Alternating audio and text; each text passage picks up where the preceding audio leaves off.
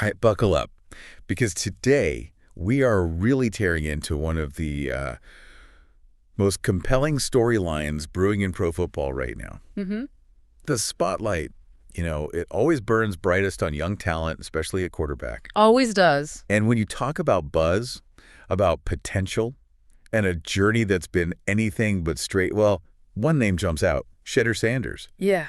His path getting to this point with the Cleveland Browns, it's been a real gridiron saga, like a promising rookie season that starts with all the hype, then hits you with these unexpected twists and turns. Oh, yeah. Those highs and lows you just don't see coming. Yeah, exactly. And that's really our focus for this discussion today. Our mission, if you will, is to peel back the layers on what's happening now with Sanders, specifically this recent injury, Right.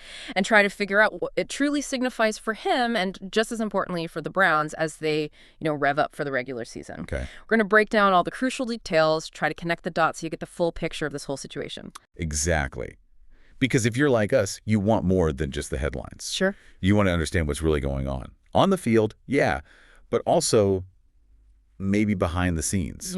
Stuff that directly impacts the game, a young player's career path. And the huge complexities teams face building these rosters. Right. That's what we're here for, that unfiltered perspective. Let's do it. So let's set the scene. Yeah. Sanders' path to this moment.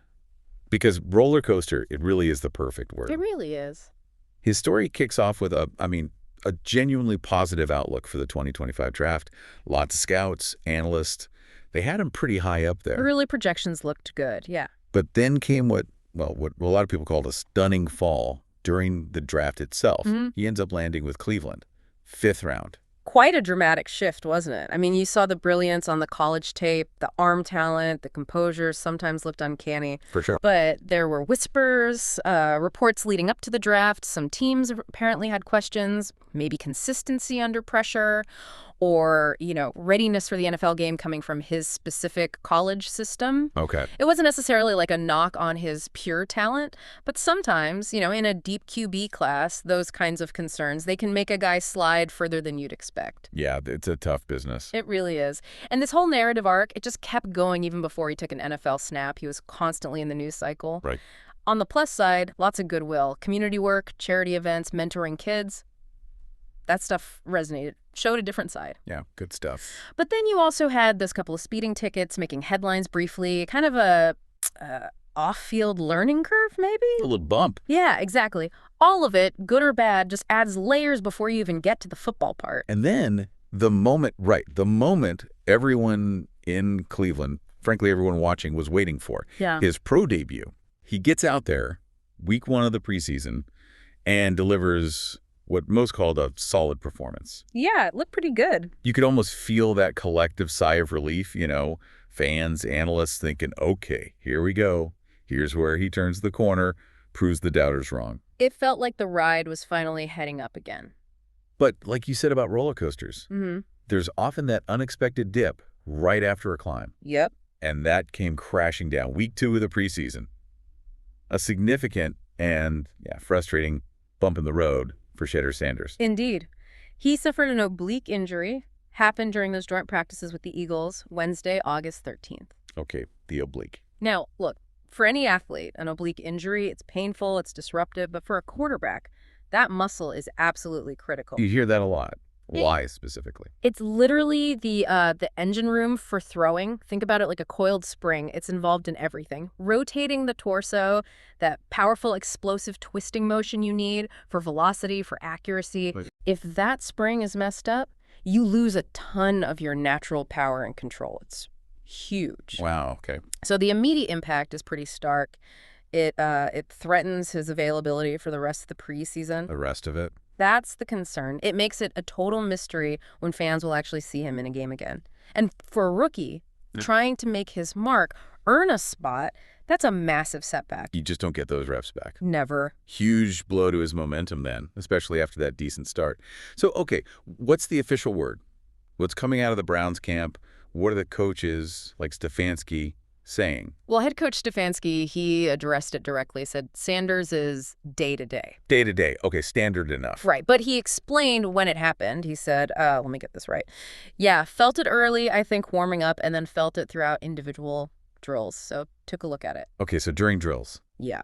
And then Stefanski made this really important distinction, something you got to grasp about football injuries and positions. He said, if it's a right guard, you can play through that. When it's a quarterback, you kind of need that muscle to throw. Makes sense. You can't really compensate for that throwing motion. Exactly. And Stefanski was also really clear about their approach.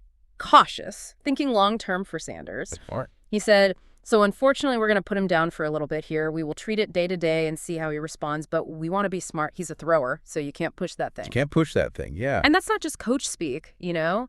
It's recognizing that for a thrower, specifically, messing with that oblique, it can lead to weird compensations, altered mechanics. Leading to other problems, Yeah. shoulder, arm. Exactly. Maybe even worse injuries down the line. It's about protecting the asset, really. He even made a general comment, said, I think it's just with throwers and pitchers and guys that torque and twist their body, you've got to be really careful. So it's a serious thing for longevity. Definitely. So the immediate hit is clear then. Sounds like he will be held out of the Browns' second preseason game. Seems almost certain, yeah. That's gotta hurt. Losing those live reps. It's invaluable time lost. Okay, so this brings us right to it. What does this injury actually mean for the Browns' whole quarterback situation? Especially with this season getting so close now. Right. This is where you see the ripple effect. Losing practice time, losing game reps. Look, it doesn't help Sanders' case in that QB competition, plain and simple. Yeah. Now, Coach Stefanski did acknowledge, he said, there are other ways to prepare and improve off the field as well, you know, film study, mental For reps. sure the mental side.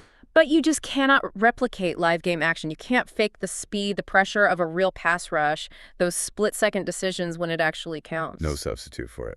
Especially for a rookie learning the ropes. None at all. And this injury, well, it unfortunately opens a door. It creates an opportunity for fellow rookie Dillon Gabriel to have his moment, potentially. The other rookie. If Gabriel could get over his own injury issues. Right. It just shows how fast things change, doesn't it?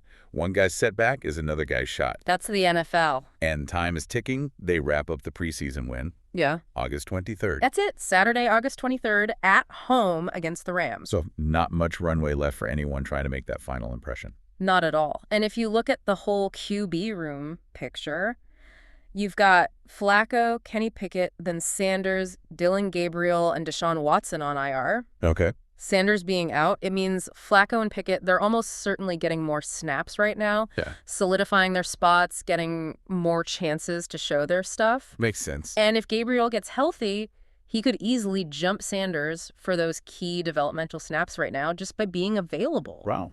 So this injury, it doesn't just affect Sanders today. It throws a wrench into that whole backup competition. Might change the developmental path for both rookies even. Forces the team to lean more on the vets short term. Pushes Sanders further down that ladder he was just starting to climb. That's exactly it. Okay, so bringing it back around for you, the listener, it's pretty clear. Shedeur Sanders' oblique injury, it's way more than just some minor tweak. Oh, yeah. It's a significant, frustrating pause right in the middle of a young guy's crucial development time. It impacts him, obviously, but it shakes up the whole Browns QB room as they're trying to finalize things for the season. Another sharp turn on what's already been, well, quite the ride for him. For sure. And thinking long term, that team decision to be smart with his recovery, especially for a thrower, it's absolutely critical for his career down the road. Got to protect the investment. Exactly. We've seen careers get sidetracked rushing back from these kinds of thrower injuries. They become chronic. The Browns are playing the long game here, looking at his future potential over just a few preseason reps now. Even if it means missing that valuable on-field learning. It's a tough call, but probably the necessary one if you want to protect that investment, like you said. So here's where it gets really interesting, I think. Something for us all to chew on as we watch the season. How does a forced timeout like this, right at the start of what looked like a promising rookie year, how does that actually shape a young player's mental game? Their resilience for the long haul in this league? That's a great question. Does it make them hungrier, more determined? You know, they come back fired up to prove everyone wrong again, stronger for facing adversity?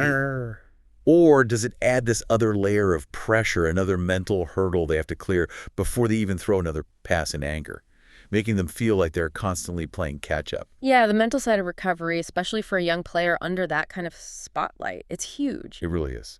Definitely something to keep a very close eye on as the football season gets going.